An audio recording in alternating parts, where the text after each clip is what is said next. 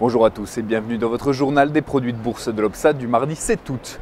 Un vent d'optimisme souffle sur les places boursières européennes. Le discours de Mario Draghi, le président de la BCE, inspire toujours les investisseurs qui semblent avoir retrouvé le goût du risque. Le CAC 40 a dépassé les 3400 points, la clôture en hausse de 0,81%. L'indice parisien retrouve donc des niveaux inédits depuis 4 mois. Les autres bourses européennes clôturent elles aussi en positif. Le DAX progresse de 0,76%. Tout comme le FTSE londonien. L'IBEX lui avance de 4,41%, mais à Madrid, on salue surtout le recul des taux d'intérêt. Le rendement de l'obligation à 10 ans s'est ainsi détendu à 6,69%. Sur le front des valeurs, les bancaires et les automobiles étaient les plus recherchés.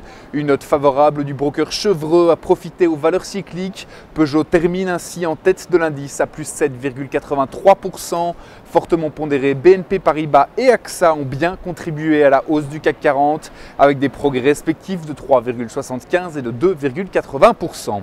Aux États-Unis, les marchés évoluent dans le sillage de leurs homologues européens, toujours portés par la hausse des créations d'emplois publiées vendredi dernier. Le Dow Jones avance de 0,17%, le Nasdaq de 0,74% et le S&P 500 de 0,23%.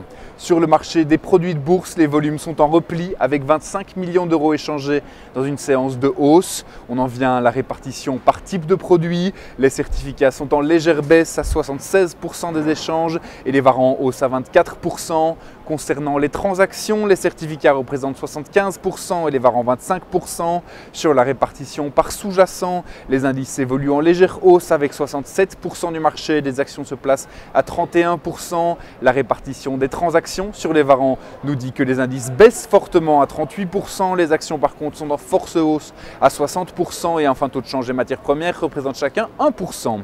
Côté change, l'euro continue d'évoluer à la hausse face au dollar. La monnaie unique a dépassé la barre des 1,24$ à 1,2414. Sur le marché des matières premières, le pétrole a clôturé en hausse suivant la tendance des marchés américains. Le baril s'échange à 92,17$.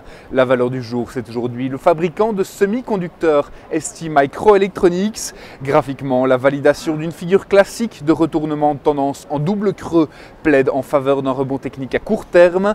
Tant que le fort support à 3,6€ n'est pas enfoncé, le biais est haussier vers 5,25 voire 5,8€. La stratégie qui vous est conseillée pour jouer cette valeur, c'est l'achat du Varan Call STMicroelectronics à 2150 T d'Unicredit au prix d'exercice de 5€ à échéance au 7 décembre 2012. Voilà, c'est tout pour aujourd'hui. Bonne journée et à demain.